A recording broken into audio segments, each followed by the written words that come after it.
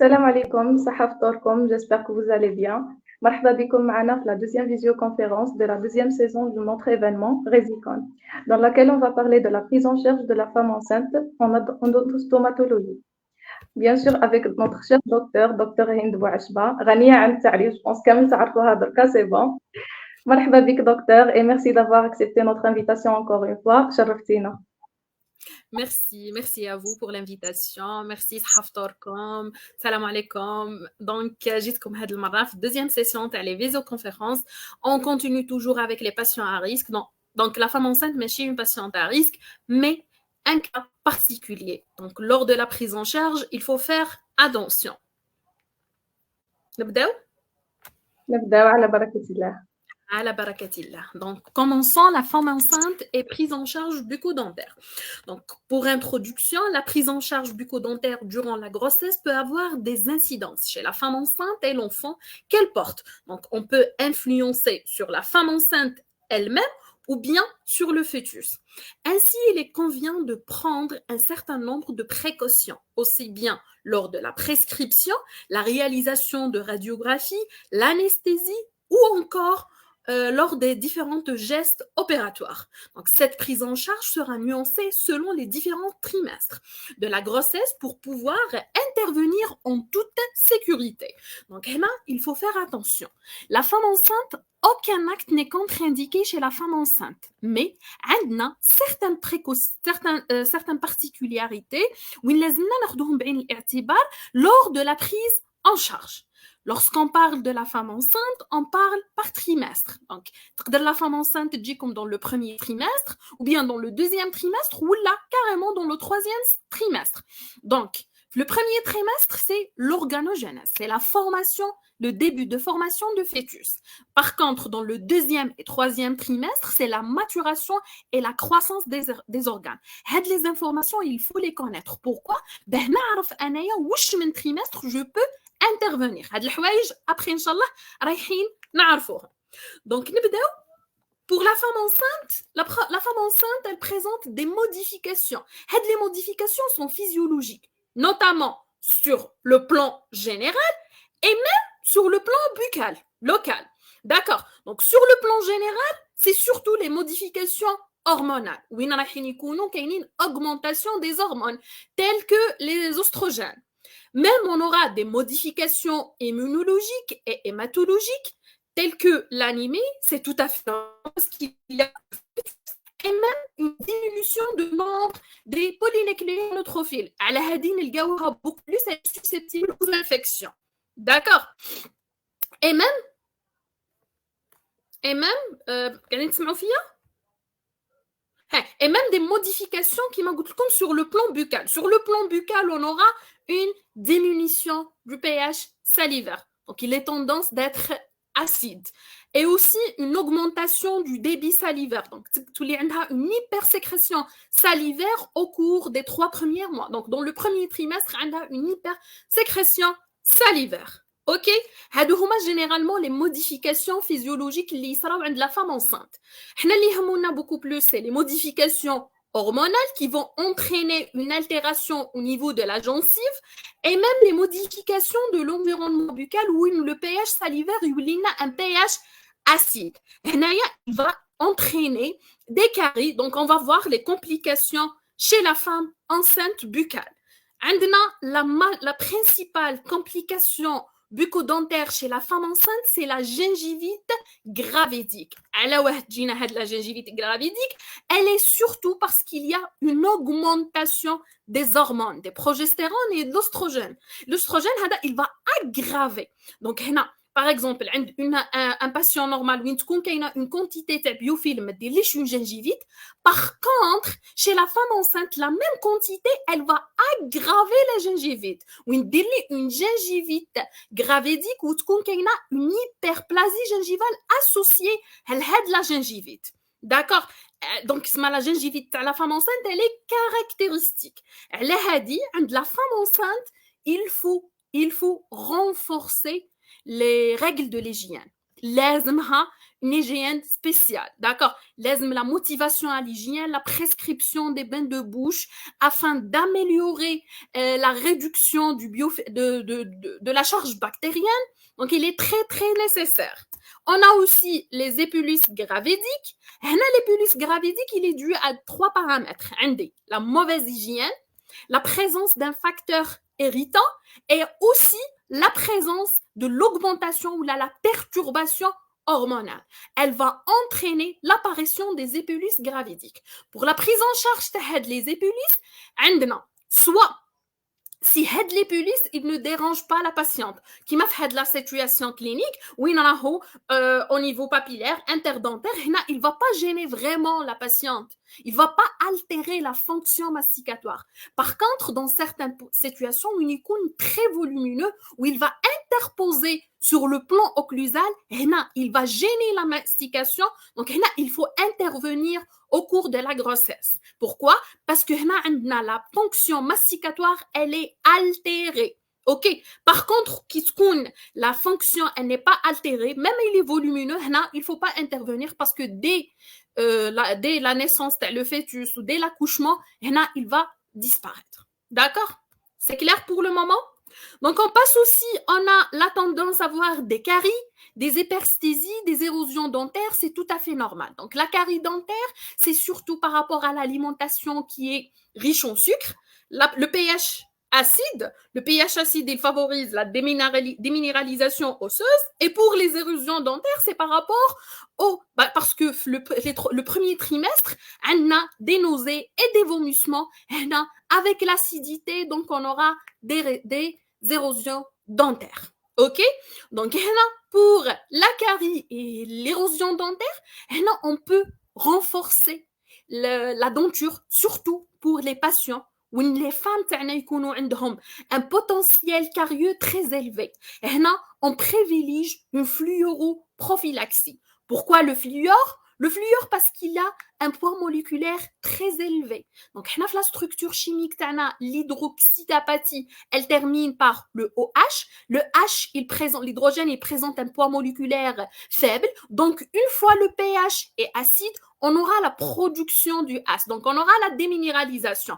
Par contre, qui diront une fluoroprophylaxie, le port du gouttière ou une firme le gel fluoré, pour renforcer la denture de la femme enceinte, c'est un تولي عندي ملي تكون عنده hydroxyapatite تولي عندي une fluoroapathie تولي عندي OF où le F il présente un poids moléculaire très élevé, donc il est difficile de perdre le fluor et il est difficile d'assurer une déminéralisation et l'installation des caries dentaires. Donc chez la femme enceinte, il faut toujours avoir l'esprit de la prévention. Oui, je dois faire une motivation à l'hygiène bucco-dentaire, une alimentation saine et équilibrée, et ainsi que il faut penser à la fluoroprophylaxie chez la femme enceinte. C'est clair pour les complications bucco-dentaires? Et les recommandations. On passe maintenant à la prise en charge de la femme enceinte au cabinet dentaire. Il faut toujours penser à la prévention. Donc, je dois prévenir pour éviter l'installation de les pathologies. Une fois la femme enceinte, il faut sensibiliser les gens. La femme enceinte, elle doit consulter le médecin dentiste qui m'a le gynécologue. Pourquoi? Parce qu'elle a une altération à la fois générale et même une altération buccale, au niveau de la cavité buccale. Donc, elle doit consulter le médecin dentiste, les constrictions de l'hygiène, des soins de contrôle, pour éviter l'installation des situations d'urgence. Je peux la prendre en charge, ok, donc il faut prévenir. Il faut avoir la notion de la prévention chez la femme enceinte. D'accord. On passe maintenant à la prise en charge. L'installation de la pathologie. Donc, il n'y a aucune contre-indication à réaliser des soins dentaires. Il n'y a pas de contre-indication. Je peux le prendre en charge, la femme enceinte, mais avec des précautions.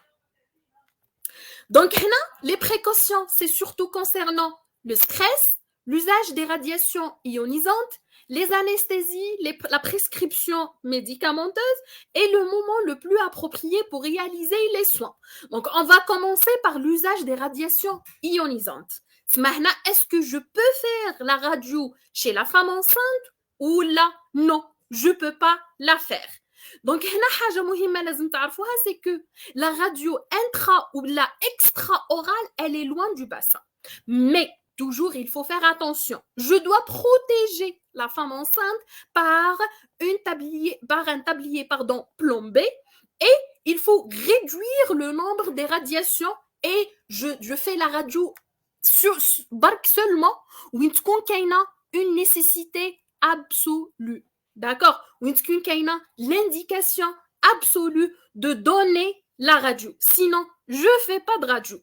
Même que les radiations pour la rétroalvéolaire ou même pour panoramique, elle est faible, elle est minime, mais ما يمنعش انها تدير لي ان effet tératogène sur le fœtus. Donc على هذه الوقايه خير من العلاج. La radio, je dois limiter les radiations, je dois protéger la femme enceinte et je dois uniquement réaliser la radio une تكون كاينه une nécessité absolue.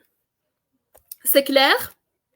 On passe maintenant à l'anesthésie. Donc, on a pratiquement les actes en médecine dentaire, c'est sous anesthésie locale.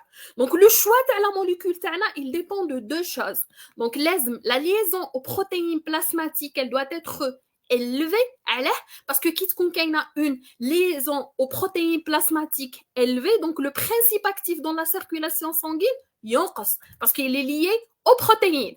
Et la liposolubilité, elle doit être réduite. Donc, la liposolubilité, ça veut dire le passage placentaire, elle est diminuée. Donc, la molécule de choix ou l'anesthésie de choix pendant la grossesse, c'est l'articaïne. D'accord, donc on utilise l'articaïne chez la femme enceinte parce qu'elle est moins toxique. Ok? Donc, utiliser ou non le vasoconstricteur. Donc, il faut voir le bénéfice du vasoconstricteur. Donc, le vasoconstricteur, qui c'est d'un côté, il réduit la toxicité de l'anesthésie parce qu'il va entraîner une vasoconstriction. Donc, la production du produit anesthésique, elle est réduite, mais il va entraîner une vasodilatation au niveau de l'utérus. Donc, les études, ils ont montré que les contractions, au niveau de l'utérus, ils sont proches de la physiologie. Donc, il faut juste limiter l'utilisation du vasoconstricteur. Donc, il ne faut pas dépasser trop de vasoconstricteurs. Mais on peut l'utiliser parce qu'il réduit la toxicité de l'anesthésie. Donc maintenant, la médication, la prescription. Faut-il donner un médicament ou non? C'est que chez la femme enceinte, il faut limiter la prescription. Il faut limiter le maximum. D'accord. On commence par les antalgiques. Donc, la molécule de choix, c'est le paracétamol. On peut l'utiliser chez la femme enceinte, pas de contre-indication, mais il ne faut pas dépasser les 4 grammes par jour. Pour la codéine, pas de codéine chez la femme enceinte. On passe maintenant aux AINS. On a les AINS et les AIS. Donc, on commence par les AINS, les anti-inflammatoires non stéroïdiens. Donc, ils ont deux choses. Donc, ils vont influencer la maturité ou le développement. Ils vont perturber le développement du fœtus. Ou ils diront les hémorragies placentaires. Donc, selon les recommandations de l'AFSEPS 2003, donc, les AINS sont à éviter au cours des 2 premiers trimestres. Donc, ils sont déconseillés dans les 5 premiers mois et contre-indication absolue dans les derniers 5 mois. OK? Pour les AINS. Pour les AIS, les corticoïdes ont une influence. Ils vont entraîner un retard de croissance fœtale et une éventuelle action sur la maturation pulmonaire et sur certaines régions du cerveau. D'accord? Ils sont à éviter. Les corticoïdes chez la femme enceinte, ils sont à éviter, sauf en cas de nécessité absolue. وين ما عنديش لو شوا جو دوا دوني لي كورتيكويد. هنا يلا غالب بصح وين تكون كاينه نقدر نعوضهم بحاجه ويل بون با انفلونسي لو تا جينيرال دو لا باسيونت. هنا عندنا حنايا ما نمدوهمش باسكو les corticoïdes ils vont pas entraîner en jeu le pronostic vital. Par contre كي تعود la femme enceinte عندها une pathologie auto-immune وين لازم لها les corticoïdes هنا الله غالب parce que c'est le traitement de sa pathologie. Oui, les corticoïdes. Mais en médecine dentaire, c'est facultatif. Donc, je ne donne pas d'AIS. Pas d'AIS chez la femme enceinte. Nous avons maintenant les antibiotiques.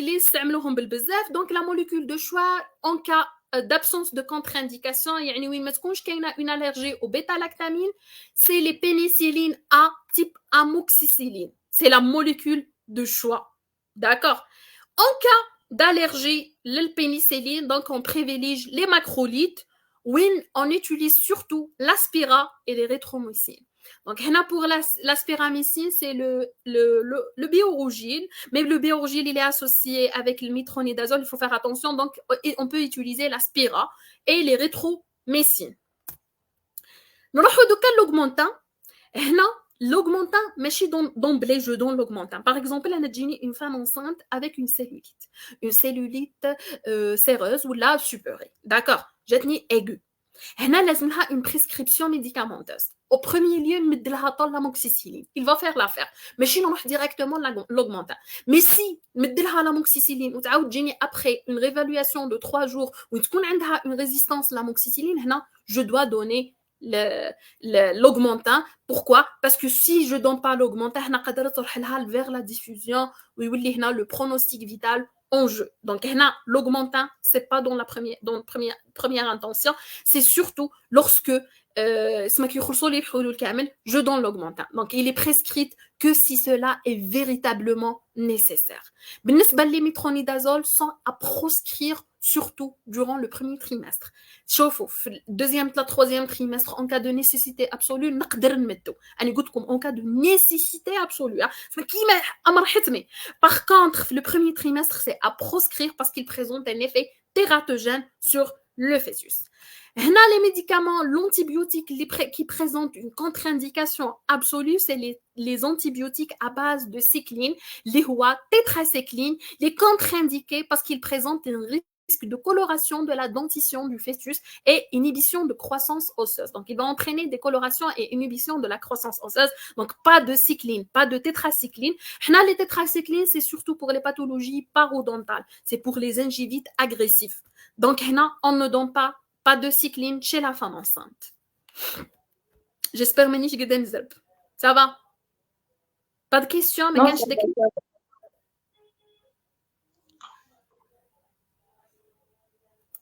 Donc, on passe maintenant aux barbituriques et les benzodiazépines à proscrire. Pourquoi? Parce qu'ils présentent un effet tératogène sur le fœtus et un effet dépresseur sur la ventilation. Donc, il va diminuer l'oxygénation. Elle a dit pas de barbiturique chez la femme enceinte.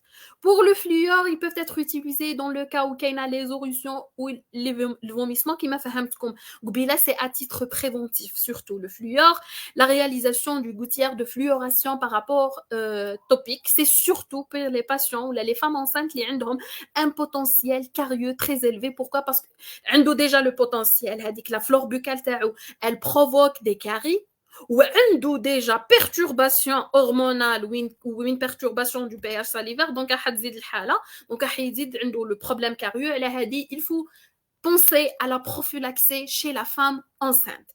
Par voie orale, il ne semble pas avoir d'effet sur la maturation des tissus dentaires du futur bébé. Donc هنا يمدوا لها الفلور يقولوا لها يعطيك pour renforcer la denture de l'enfant elle كانش منها. D'accord? C'est clair?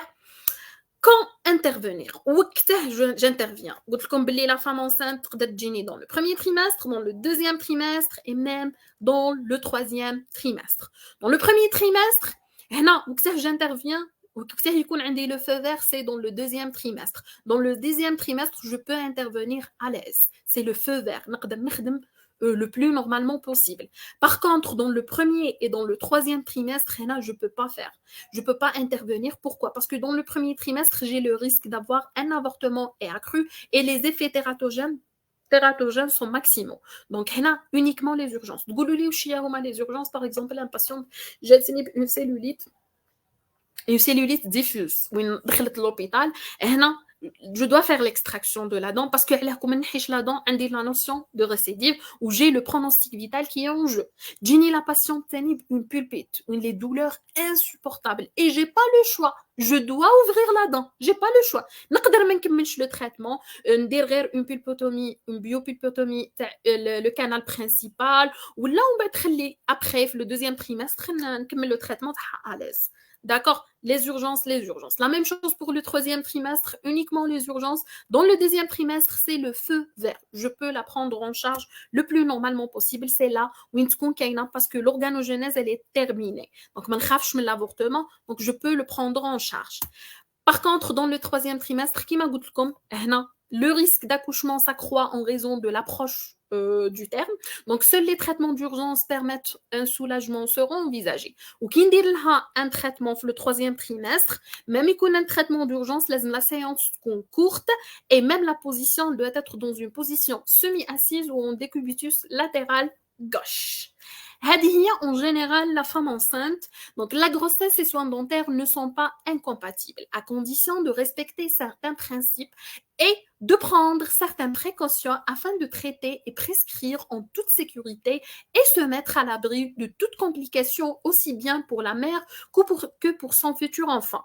Donc, la femme enceinte, je dois la prendre en charge et je la considère comme une patiente normale, mais avec des précautions. Donc, il faut penser d'abord à la prévention chez la femme enceinte, la consultation chez les médecins dentistes de la femme enceinte, comme le gynécologue. Donc, des séances périodiques. Malheureusement, on a fait mais essayez de faire la sensibilisation, les proches de la famille, parce que la femme enceinte trave. تروح عند الدونتيست مي حنا لازمنا نفهموها باللي لازم دير هاد لا بريفونسيون pour éviter l'apparition des complications au cours de la grossesse. علاه باسكو حنا جينيرالمون يجيونا لي فام انسنت تقول لك تجي ابري تشوفي بحال هكا البوش تاعها تلقاها جون في تقول لك راني كي زدت بالكش ولا فمي طاح لي راح لي باسكو تخاف تروح عند الدونتيست au cours de la grossesse. وحنا كاينين des modifications donc il faut penser à la prévention avant l'installation des complications chez la femme enceinte. هذا من كان. Donc j'espère تكونوا فهمتوا. N'hésitez pas à poser des questions. يعطيك الصحة دكتور بارك الله فيك كانت خفيف ظريف درتي فيها ليسونسيال Oui. كنشوفوا تيجي دي كيسيون نشوفوا باش تريبوندي عليهم. D'accord.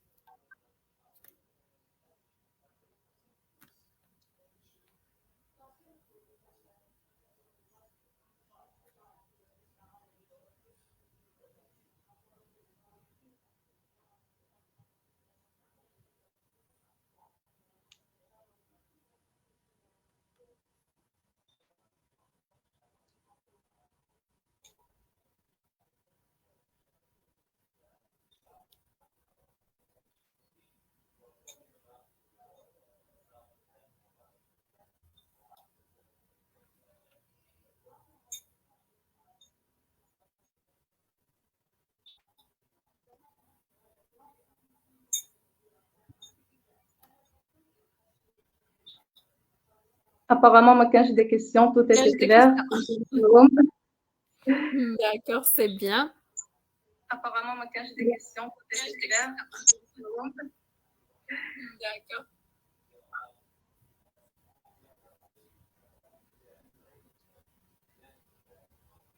Donc, il n'y a pas de questions? Non, il n'y a pas de questions. Okay. Merci beaucoup, docteur.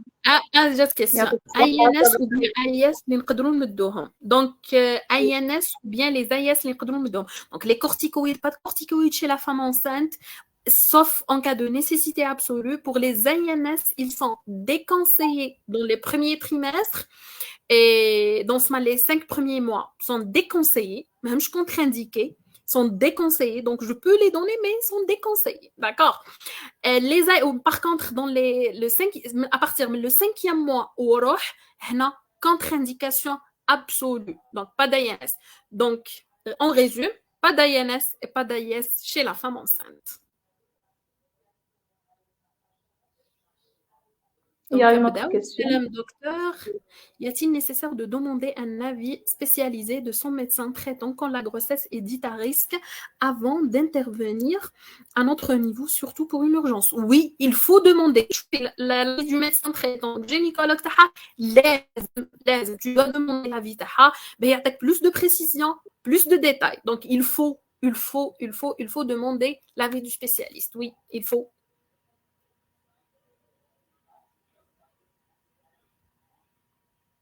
شحال من كومبريمي شحال من كومبريمي نمدو amoxicilline s'il vous plaît نمدو 2 grammes par jour donc 2 comprimés par jour كيف parce que هنا حاجه اللي لازم تفهموها علاه je dois faire une adaptation posologique c'est uniquement lorsqu'on a une altération de la fonction rénale ou la hépatique qui ont des médicaments à élimination ou à métabolisme hépatique où le patient présente un problème de foie donc هنا je dois faire une adaptation. La même chose pour la fonction rénale, qui contient une altération de la fonction rénale, je fais l'adaptation. Par contre, la femme enceinte, a une altération de la fonction des organes du métabolisme ou de l'élimination, donc pas d'adaptation. C'est 2 comprimés par jour.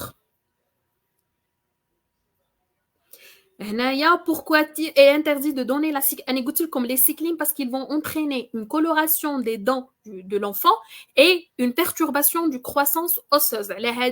Il est interdit de donner les cyclines chez la femme enceinte. واش هما لي نيسيسيتي ابسولو دو لي s'il vous plaît donc كيما قلت لكم قبيله باللي لي زاياس حنا ما عندناش une nécessité absolue وين نمدوا لي زاياس c'est surtout par rapport à des pathologies à l'état général تسمى عند كي تعود par exemple عندها une pathologie auto-immune ولا عندها une pathologie qui nécessite de donner les زاياس حنا نمدوهم بصح en pratique dentaire ما كانش حاجه اللي تمد لك دوموندي عليك لازم tu donnes les زاياس غير لا كان درتي une chirurgie osseuse pour éviter les œdèmes وهنا عند la femme enceinte de préférence ne pas faire les actes donc pas d'AIS chez la femme enceinte حنا ما عندناش des nécessités absolues اللي نمدو فيهم les AIS en médecine dentaire par contre كي تعود عندها une pathologie d'ordre général هنا لازم يمدوا لها les AIS titre une pathologie auto-immune.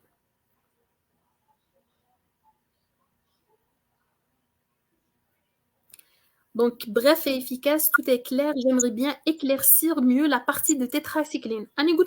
Les tétracyclines, ils sont contre-indiqués parce qu'ils vont entraîner des colorations dentaires. Kaina, la molécule HADO, elle va se fixer au niveau de la structure dentaire et donner des colorations. Les colorations jaunes, les dents jaunes de l'enfant. Et aussi, il va perturber la croissance osseuse. Al-Hadi, c'est à proscrire.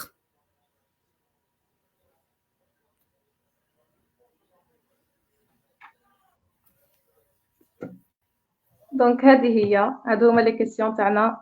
ميرسي دكتور. ميرسي بوكو. ميرسي اللي كانوا معنا كامل في اللايف ونتلاقاو في اون اوتر فيديو كونفيرونس ان شاء الله. ان شاء الله ان شاء الله. ميرسي صحه بعد السحور ان شاء الله. في الامان. باي باي. صحه صحتكم كامل.